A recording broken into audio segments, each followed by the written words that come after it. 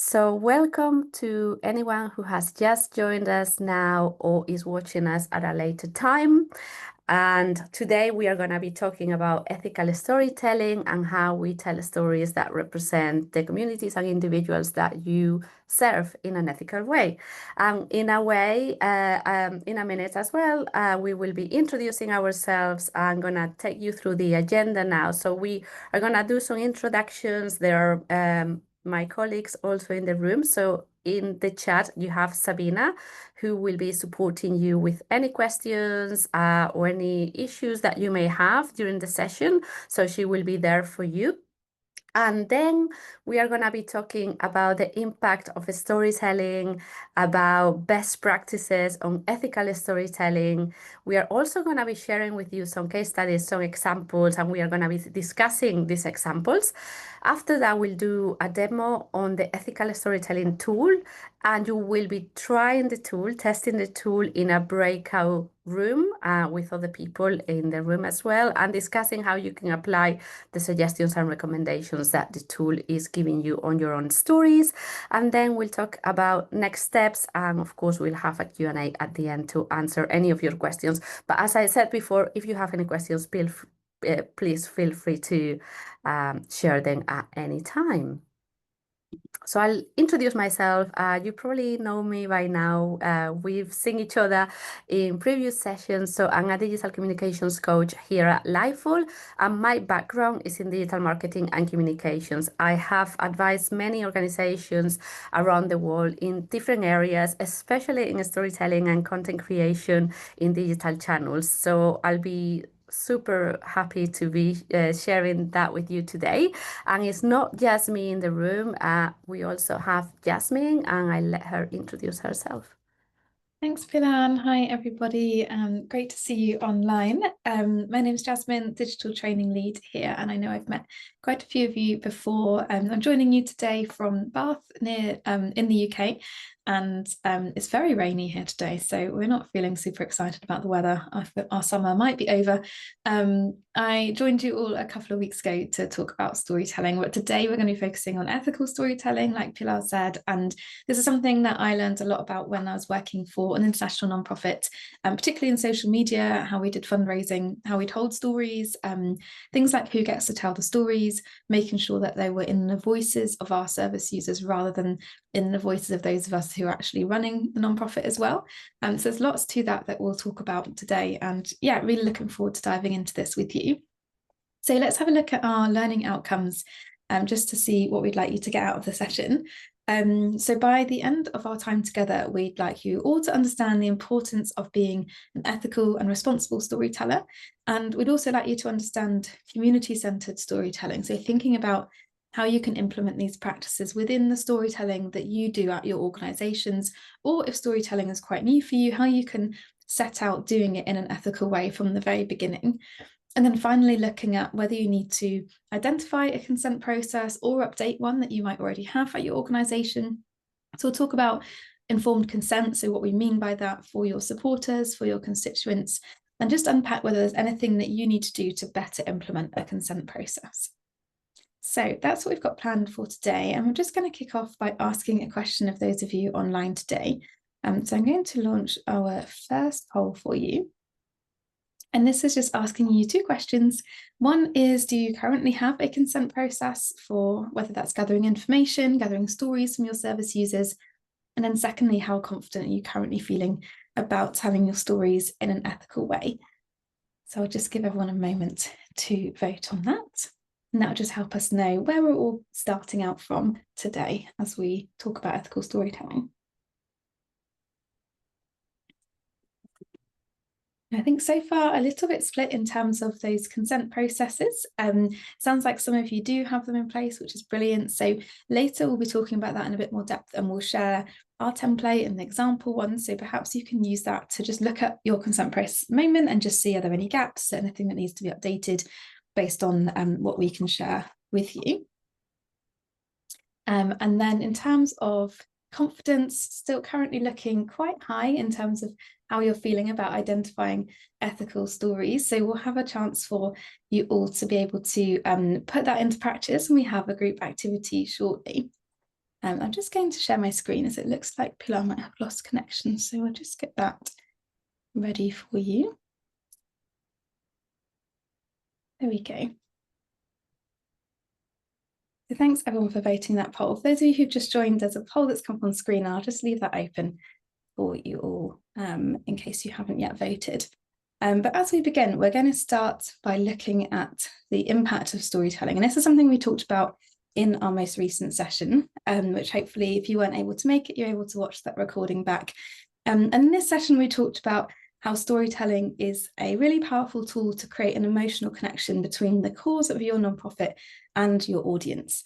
So we know that stories have the power to bring people together, to inspire change. They also have the power to change behaviours, to change thought patterns. And this can lead to more positive outcomes for your communities, but also on a global scale as well. We see the amazing power of stories, particularly from nonprofit organisations, those working in fostering change, working with communities as well. And then storytelling does go beyond creating awareness. It helps to create empathy. We know that empathy then leads to action. So whether that action is something like making a donation or attending an event, whether that action is actually changing behaviours, storytelling really has huge potential for promoting social justice and equity in the communities that we serve, but also at scale as well. But what do we mean by ethical storytelling? And ethical storytelling is the practice of sharing stories in a way that respects the dignity, the agency, and the humanity of the people involved. So it's really important because it's about recognizing the power dynamics at play in who gets to tell stories, how those stories are framed, what impact they have too, not just on our audiences, but also on the people and the communities being represented too.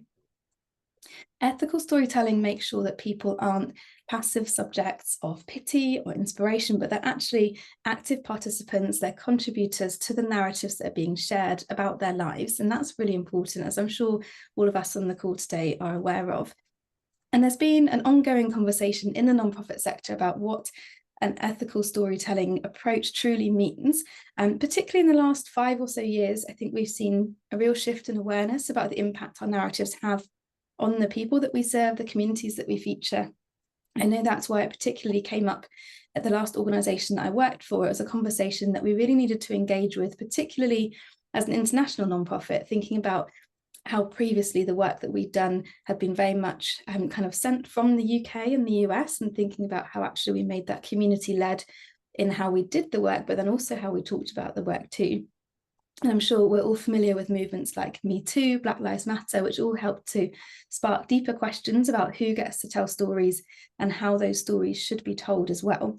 And organisations such as Charity So White and Africa No Filter have really helped us to challenge the sector, to re-examine the language that we use, the imagery that we use, and also the narratives that we've upheld historically as organisations, but as societies too. So the stories we tell as a sector don't just reflect the world, they do help to create it, because they help to shape the beliefs, attitudes and behaviours of people who then consume that content. And so that ability to influence is hugely powerful. It does mean though that creating communications materials, whatever that looks like, is never a neutral thing. It's tied up in power dynamics about who gets to speak, who gets heard, who benefits and who is silenced too. And so ethical storytelling is about firstly having an awareness of the responsibility that we hold in shaping narratives and also shaping in any counter narratives too. It's also about treating everyone involved, whether they're a storyteller, contributor, an audience member, treating all of them with dignity, respect and agency. So it's moving away from seeing people as passive beneficiaries, but actually recognising them as active contributors to the stories that we tell. But there are different types of storytelling. We have ethical storytelling, but also extractive storytelling. And unfortunately, when it comes to different types of storytelling, we do see a lot of extractive storytelling. Often brands and nonprofits can fall into this extractive storytelling approach without necessarily realising, without intending to go down that route. But extractive storytelling is an unethical storytelling practice. It's where a storyteller uses dishonest or manipulative tactics to present a narrative that might be misleading or it might be harmful to other people. And we know that stories are really powerful, like we talked about earlier, because they tap into our emotions, they tap into our shared values. And it's one thing to read about a social issue on paper, but it's another thing to hear someone's actual personal story, personal experience of it, being able to put a face and a name to that story. But then there becomes a fine line between telling a person's story and using their story, and between empowering someone's voice through storytelling and actually exploiting them for their story, for that content that we can share. So as nonprofits, we do have a duty of care to tell our service users and constituent stories in an ethical way. Now, this extractive storytelling can take many different forms. It might be something like telling lies in your storytelling, sharing misinformation, right through to selective reporting, framing or missing out key information. And this then changes the narrative and changes the meaning of someone's story. And I'm sure actually, especially in terms of misinformation and seeing false information online is probably something that we've all seen in our social media feeds, which is really unfortunate, but why it's a problem that we still need to be aware of. Especially thinking about extractive storytelling, it's about taking the story away from somebody and actually separating the story from its true narrator is when we claim them as our own, we use them for our own purpose, and that is why we call it extractive storytelling. So practically, this might look like distorting facts, using inflammatory language, exploiting individuals, promoting harmful stereotypes. And these different practices can, of course, lead to negative consequences. Of course, it's negative for the people whose stories we're taking, but also it can spread false information, incite fear, cause harm to individuals, communities, and also undermine trust in nonprofits as well. And so I'm sure it's something that all of us here today are really looking to steer clear of. But we've seen examples from mainstream charities as well. And you might be familiar with the previous controversies of a charity called Comic Relief. One of these was a video campaign, and it was criticised for reinforcing the white saviour stereotypes. And in this instance, Ed Sheeran, who you can see on the screen, offers to pay for hotel costs for street children in Liberia. And then people watching this said that this came across as poverty tourism or poverty porn, because it was focusing on Ed Sheeran as the main character. He's this guy coming in to save these children, and it was probably done out of a really well-meaning place, but the way it came across meant it was all about him coming in as this saviour. And more recently, we've seen some more positive examples from Comic Relief, but this was quite a memorable instance, and I think a really good example of how actually a very big charity fell into that trap of extractive storytelling. On the flip side of this, we have the positive side, which is mutually beneficial storytelling. Now, this is a collaborative approach where you work with the individuals that you serve, inviting them to tell their stories. And in this instance, your job is to tell compelling stories without trivializing people's lives and promote a more nuanced narrative about how we achieve lasting change. So in doing this, it makes sure that the stories being told, they're accurate, they're fair, they don't cause any harm to any of the people or communities portrayed. So it's communication without any exploitation. So if you think of that, extractive storytelling as taking something away from someone, it's not mutually beneficial.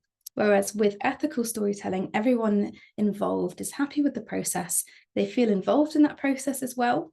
So as an organisation, you benefit from being able to share the story, but so does the individual whose story is being told as well. So when telling stories ethically, everyone is involved with the process of storytelling. Individuals get to share their stories in their own ways and their own voices, rather than having you extract that story or take it from them. And so then the individual whose story is being told also really benefits, and so does your organisation too. So storytelling is a big responsibility, and that's just kind of outlining some of the traps that I think people fall into. But we'll go on shortly to talk about the ways that you can make sure that your storytelling is ethical. And it sounds like there's some great experiences amongst the group on the call today. So at any point, do feel free to share any of your experiences. But when you're looking at your stories and thinking about whether you're telling your stories ethically, we've got some questions that you can ask yourself when reviewing your practices of how you tell stories. The first thing you can ask is, who is the main character? So is it you as an organisation, or is it the individual or community that you're serving? And then, is the story true? And so by this, I mean, does it reflect the original intention of the person sharing it? Does it still have that same meaning? Of course, you need to edit your stories, and that's something that's part of how you'll be creating content for all your different channels. But it's important to remember that every time you make an edit, this has the potential to change the meaning of the story. So even little editorial edits can end up having a big impact on the narrative of the story and the meaning of it. So when you're thinking about shortening content, you've got to share it on Instagram, maybe you're sharing it visually, that's really important. But if you pull out a quote and that is kind of on an Instagram graphic, think about what that's saying as the kind of headline of the story, and if that was the original intent of that quote as well. So make sure that when you're getting that storytelling content ready to share, none of the edits take away from that true meaning, and it doesn't impact how an individual would have wanted to be represented or how they might want to come across. And then finally, what narrative does this story encourage? And we have to be very careful about the risks of creating an us and them narrative. The nonprofit sector, as probably lots of you know, has a long history of exploiting the stories of the people that they serve.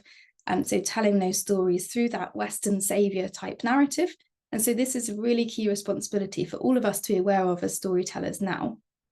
So reflect on the narrative that your story is telling, watch out for any stereotypes, and make sure that you're not showing your organisation as the saviour. And to counter the extractive and unethical storytelling practices that have been happening in the past, we do need to be really deliberate in telling stories that empower people and that highlights the strengths, liberation and self-determination of the communities that we serve as well. So those are a few checks that you can use as you look at your stories. And next, we're going to have a look at some best practices for ethical storytelling. So I'll hand over to Pilar for that. Would you like me to stop sharing the screen so you can take that back, Pilar? Yes, sure. Let's do that. Great, thanks. I'm sorry about what happened. I still don't know what happened. No worries. So back, perfect timing. Yeah. Okay, so let's have a look at the best practices that we have for for ethical storytelling. So as Jasmine has already started talking about, ethical storytelling really challenges us to think about the power dynamics that exist between a nonprofit and the person whose story is being told. So if you think about the stories in which the people or communities have benefited directly from the nonprofit's work, this could mean in some cases that it feels really difficult for them to say no. So how do we make sure that we are sharing a story that is authentic whilst also being ethical about how we share that story? Because the people being portrayed may feel pressured to consent to this story because of these power dynamics that exists already. And as Jasmine was showing in some of the examples as well, we need to really avoid to fall into the trap of acting as saviors. Because this is something really to fight against. So let's actually look at some of the best practices that we have. And I'm going to go through three areas that you have to consider. The first one is policies and processes. The second one is looking at the substance of the story. And the third one is how we present the story. So we're going to start with the policies and processes. So this is all about how we collect stories, how we do safeguarding and security, and especially around informed consent. So let's talk first about informed consent. So informed consent is all about representing lived experiences whilst being aware of power dynamics and biases that may be in place. So ensuring that an individual fully understands how their story will be used, where it's going to be used, how we are going to respect their privacy, or even if they request that, their anonymity as well. So when we think about where the story is going to be presented, you need to think about all the digital channels or offline channels that you're going to have this story, whether that is email or social media or your website, and making them aware of where this story will be. But also it's about the impact that having this story will have of them, will have on them. For example, if you are sharing any personal details, if you are sharing their name, this may get them some attention. So it could have an impact on their lives, the community as well. So it's about giving them the options to be able to change key pieces of information so they feel comfortable sharing. We have, as you see here on the screen, we have a media consent form template that you can use, and is something that is really helpful to see and to go through every single detail. So it makes it really, really clear. So it makes clear, for example, how long the story will be used for, It clarifies the consent to being recorded, to being photographed, to being interviewed. Also, it talks about whether they want their identity protected as well. And when we talk about consent, we need to think about this consent may be given today, but it could be revoked at any given time. So they actually have to know who to contact if they want to stop sharing the story and having their consent on that story as well. And this is where consent actually crosses with regulations. For example, in Europe, people have the right to be forgotten as part of the data protection regulations. And not doing so is not just a reputational issue, it can also result in a fine or the loss of charitable status. So as you can see, this is something that is very important. Another part that we need to remember is whether the people portrayed are in a position to give consent. To give you an example, if we are telling the story of children, of course, we need the consent from their parents or their guardians, but they also have to be informed and they have to understand it themselves. What are they sharing? How is it gonna be? How they are gonna be portrayed, and they need to be comfortable with that as well. So give people that are portrayed in your stories all of the information. So for example, what is the purpose of the campaign? What are you hoping to achieve? And make them feel part of it, kind of give them the full picture. When people are being interviewed, when they are sharing stories, this is normally an emotional process for them.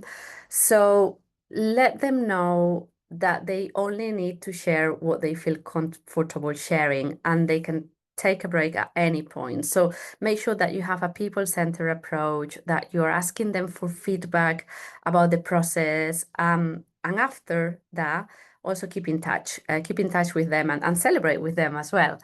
So let's go to the second part, which is the substance of the story. And what do we mean by this? It's about the approach that you take. And what we talk about here is about having strength-based storytelling. So instead of focusing on the weaknesses, we are focusing on identifying the strengths, the skills, the positive qualities of the individuals, the groups that we are representing. So it's not talking about challenges or problems or weaknesses, it's shifting the narrative to possibilities, to potentials instead. Instead of talking about deficits, we are talking about assets. So it's hopeful, it's focusing on a hopeful future and emphasizing the power of growth, transformation, resilience of the individuals and the communities that that are in our stories. So what does it mean in practice? Is gathering stories, narratives, insights from groups, and then analyzing those to identifying the patterns of the strengths and success stories, and also have these stories inspire and motivate and empower others as well. But in practice, it's also about language. It's about paying attention to the language that you use. So using language that empowers individuals, empowers communities. And an example of that is how we use the word poor. So instead of calling a community poor, we need to be talking about being economically oppressed, because one word or one sentence can actually have an impact on a stereotype, on reinforcing a stereotype or categorizing a group of people. So when we communicate a difficult story, we need to remember to focus on the hope and the strength, always ending with a positive note, and how we can overcome it, how we can build a better future. And thinking that the storyteller, remembering that the storyteller is an active participant, is not someone who is passive. Something that really helps is asking ourselves whether the people in the stories are comfortable with how they are being portrayed, and always sharing with them the edits before going public. And the third area that we need to consider is how we present the story. So we always say tell the truth, and this seems simple, right? Be authentic, be truthful, but in practice, it could be more difficult, especially when we work on digital channels. So think about when you're editing your stories and you are editing your stories for different channels. So for example, maybe you have a long interview and you're trying to edit it down to a social media post. So you need to cut certain pieces of that narrative. So how do you do it? Staying authentic to the story and not changing the narrative. So always focus on real individuals and situations because this really helps supporters and donors connect with your organization. And also think about whether the person in the story is at risk in any way. So if that happens, you can still share their story without perhaps using their name or any images or any footage of them. You still have to have their consent to do so, but it's about protecting their identity. And it can still be really authentic if you are transparent about why you are changing a name or you are basically just keeping the story anonymous to protect someone's safety. And this happens as well that when we are interviewing someone in the conversation, we may get lots of great content, but also details, personal details that may not be relevant to the story. For example, their age or where they live or the children that they have, things that do not really matter to the story. So make sure that you only include the details that are strictly relevant to the story because the story will still be powerful, will still be emotive without those details. And always check what details they want to give consent for. So just remember that transparency is really key for building trust with your online audience, and how we do it is going to be really, really important. So I'm going to now show you some case studies and we are going to discuss them together. So let us know what you think about these examples in the chat. Before I go to the first video, I need to tell you that the beginning of the video has some upsetting clips. So if you don't want to see it, you can close your window and maybe come back in like 40 seconds because then you can see the other examples as well. So I'm gonna go to the first video, which is from the group Band A, which basically shows celebrities who release a song to help raise money for the Ebola crisis in West Africa in 2014. So as I said at the beginning, there are some upsetting images if you want to drop off for a few 30 seconds.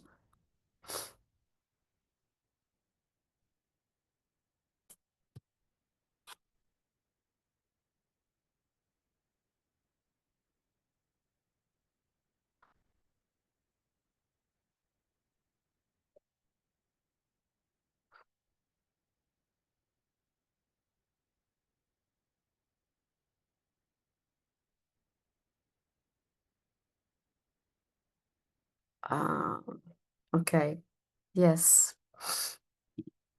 Mm. Christmas time. Yes, it does have audio. I'll play again. You can, yeah, you'll see the difference.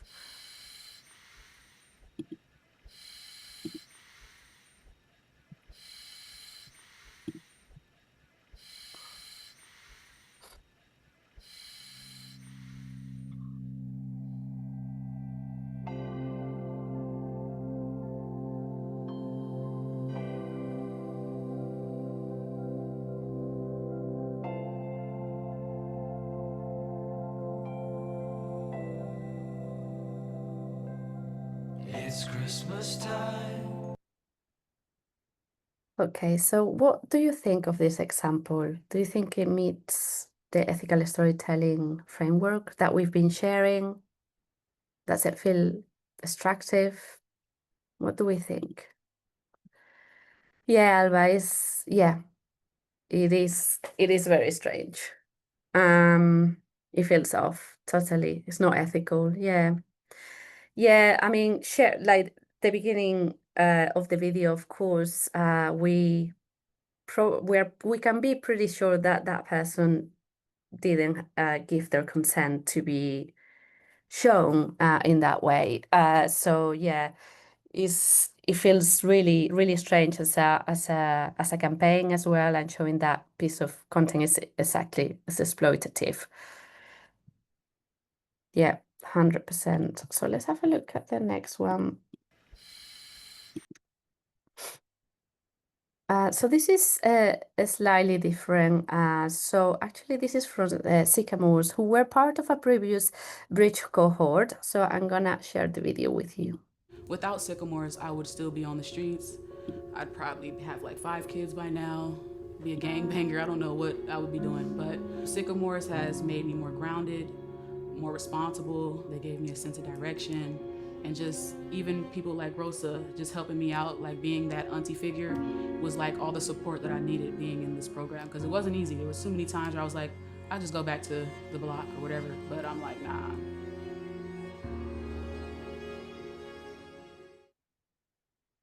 So what do we think of this example? What are your thoughts about it? It's very different to the one that we saw earlier.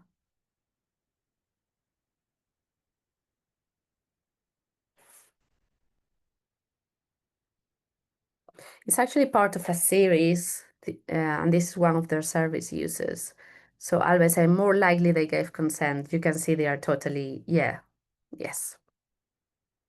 Yes, exactly. Seems like she gave consent.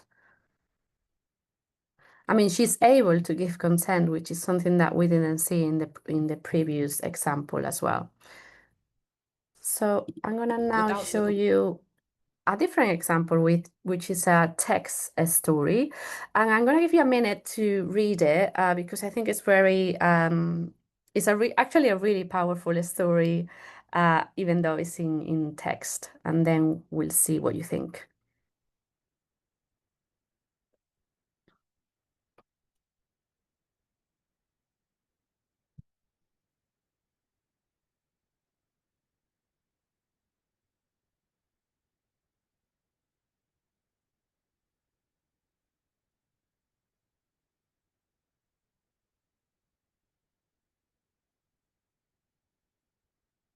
This is a short version. There's actually a longer version, a whole series of powerful stories about addiction wellness as well. So what? Okay, so Alva, you're saying you like the little disclaimer at the bottom, exactly, saying how Paula doesn't want to share her picture or last name to protect her family's privacy. And that doesn't take away from the authenticity and how impactful the story is. So that's really interesting. Yeah. Anything else?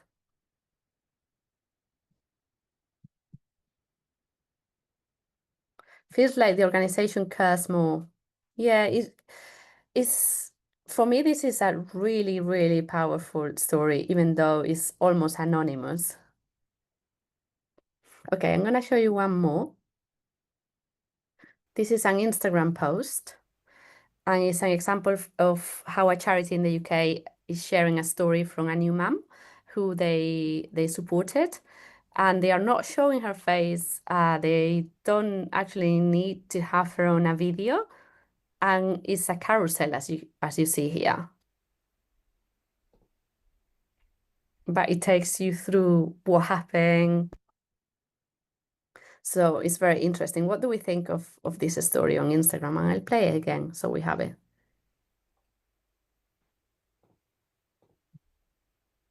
So Alba, you say protective of vulnerable communities. I think that's from the previous example, but yes, totally. Yes. This is also a very interesting example, right? They are also protecting their identity. They are not showing us the person. Still, the story is very powerful.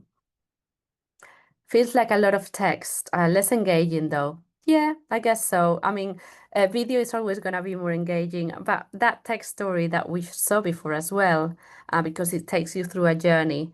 Yeah, I think it's a different format because we are on Instagram and we are consuming it in a different way.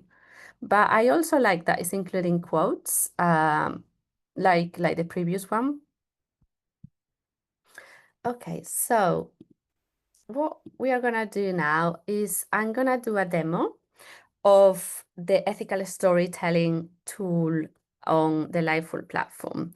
So I'll show you how to use it if you haven't done it before, and after that, we are actually gonna go into breakout groups and you're gonna test it as well, and you're gonna discuss how you may use their recommendations and suggestions. So I'm gonna share now the Liveful platform.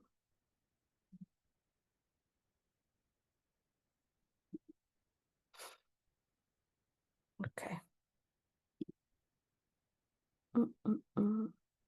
Here.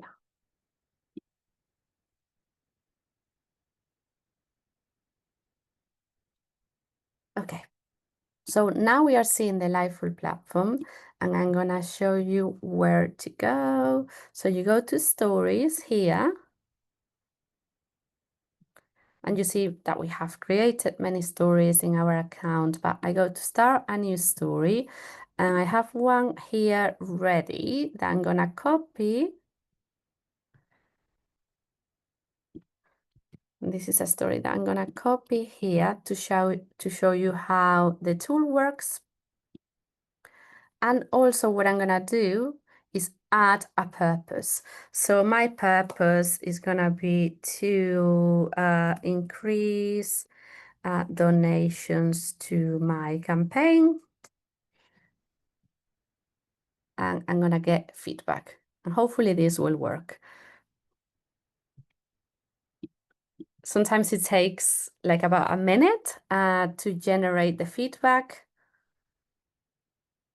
And it's gonna give us feedback, again, it's coming, about authenticity, as you can see.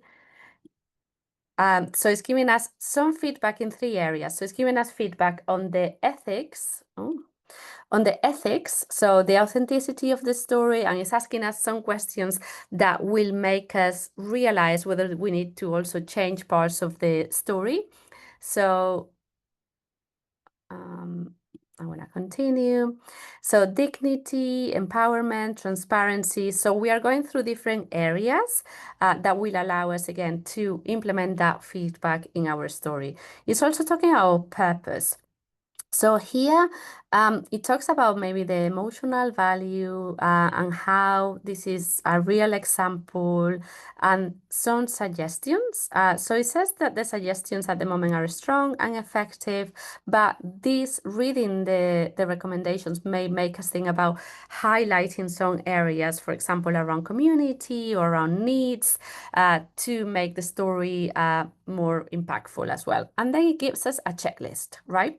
So a checklist that we go through to make sure that we are considering the ethics, but we are also considering whether this story is being engaging. So you see here that you can get like a blog post, or you can get a story that you are working on in terms of maybe a video that you are getting ready to release, or maybe an interview, and you can put it here and get some feedback pretty much straight away.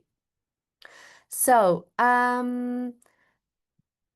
there's a question, Christy. Are you able to add the audience in this review? I think not at the moment. No, not at the moment. But yes, that happens in other areas of the Liveful platform. So I understand why you're asking that question, because it allows, like, yeah, in other areas you can get feedback from one of your audience personas, for example. In this case, it's more about checking the ethics of the story and checking how impactful it could be in terms of like the statistics that you are sharing, the emotional kind of elements that you are sharing as well. So with that in mind, we are gonna go back so we can tell you about what is gonna happen in the breakout groups. So we are all gonna send you to some breakout groups, and you're gonna be testing the ethical storytelling tool.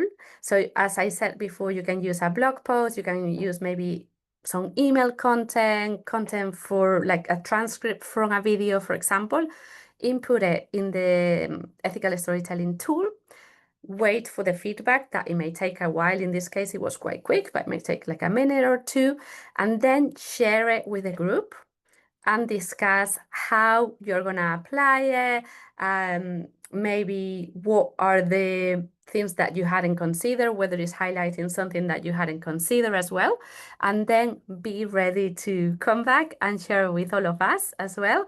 If for any reason you cannot go into a breakout room, don't worry, stay here with us and use this time to test the tool as well. So we're going to send you now into the groups.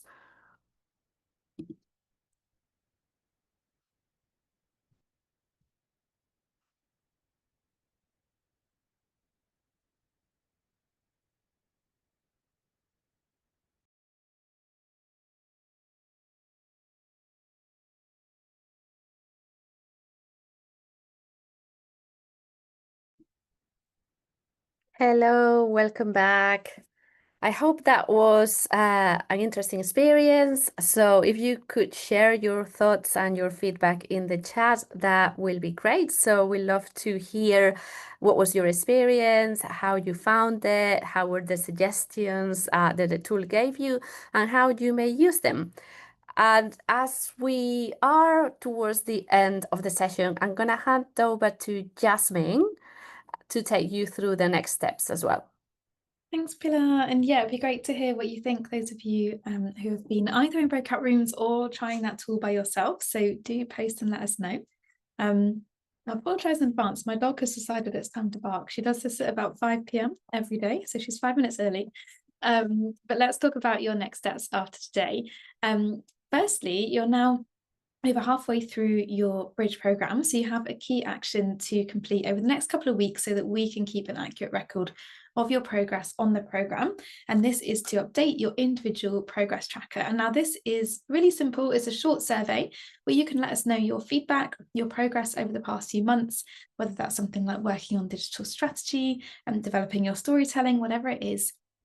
This survey is for individuals, so we need to have every individual participating in the program just to take 5 or so minutes to complete this survey. It's also a great opportunity to identify any key challenges that we can help you with as well. And we do always respond to the feedback. We make sure that we can use it to tailor the second half of your program as well. And feedback will also be shared with the Miami Foundation, who have, of course, funded your places on the program. So we'd like to make sure that we can give them an accurate picture of how everyone's getting on with Bridge. So we'll share the link now. It's also on the screen. We'll send that out over email too and in your WhatsApp chat. So if you're able to complete this by Friday the 13th of June, that'll be amazing. Sooner the better. If you just want to complete it now, then that bit will be ticked off and done, and we'd really appreciate any feedback that you can share with us. And then in terms of next steps to help you implement your learnings from today, firstly, it's identifying storytelling opportunities for your organization. So thinking about what stories can you be telling? How can you be making sure that you're doing that ethically? Which brings me on to the second point, which is using a consent process. So lots of you shared at the start, you already have a consent process, thinking about whether that needs updating based on the template, based on the things that we've shared and talked about today. And then you can learn more about storytelling with impact through using our tool on the Lightful platform, but also completing the micro-learning course about this tool as well to review your stories and help make sure that you're really checking all those different ethical elements of your story. So really great to put some through, have a go, see what it says, and see what you can learn about how you can be improving your stories as well.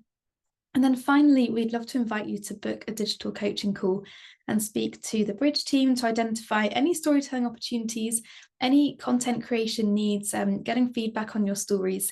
And just as a reminder, these coaching calls are for you to book throughout the program at a time that suits you. Typically, people will have around 4 or so coaching calls throughout the program. So now is a great time to get your next one booked in if you haven't already, particularly as you've just crossed the halfway point as well. So those are our recommended next steps to really embed the learnings from today. And of course, you are welcome to join us on Facebook for our big Bridge community with members from past and present Bridge programs, but also the WhatsApp chat specifically for your cohort, where we send reminders, tips and useful links and learning resources for you too. And you can also connect with your peers, perhaps some of whom you've spoken with today as well. So those are our next steps, and I'll just pause now and see if anybody has any questions or if there's anything we can help you with today before we finish up with the session. I can't see any comments or questions in the chat, but actually one thing that I do often get asked is about what happens if somebody changes their mind about whether they give consent for your story and they want to revoke their consent. And this is something Pilar touched on earlier, but it's really key that you're able to take stories down if that's requested, because it's somebody's story, they have a right to it. I had this a few times at my last organisation because people maybe were suddenly in a high risk situation and we had to then remove their stories. A quick tip is on like Meta Business Suite, you can search for keywords of your posts and you can pull up any post that has that name in, but also saving down just where every story is used is really good practice anyway. It means you can then act on that if you need to. So that's something people are often wondering, particularly as they're implementing or updating a consent process. But do let me know if you have any other questions at all. But speaking of that, I've just launched our final poll for today, which is asking how likely you are to implement or update your consent process, how confident you now feel about ethical storytelling, and how useful you found the session today. So do let us know. And if you need any support at all, and it's quite a heavy topic thinking about ethical storytelling, we're really happy to chat through one-on-one in our coaching calls and give you any support that you might need. But great to see that lots of you are already thinking you're going to update your consent process. So I'm really glad that those resources and that information was helpful for you. But if you need anything else at all, if you need any support, you know where we are, please do feel free to reach out. But thanks so much for your time today, everyone. It's been really great to see you online. I hope you found this content and the session useful, and we'll look forward to seeing you hopefully at future coaching calls, but also, yeah, and reading your feedback too in your survey. So thanks everyone so much, and I hope you have a great rest of your day. We'll speak to you soon. Thank you. Bye-bye. Bye.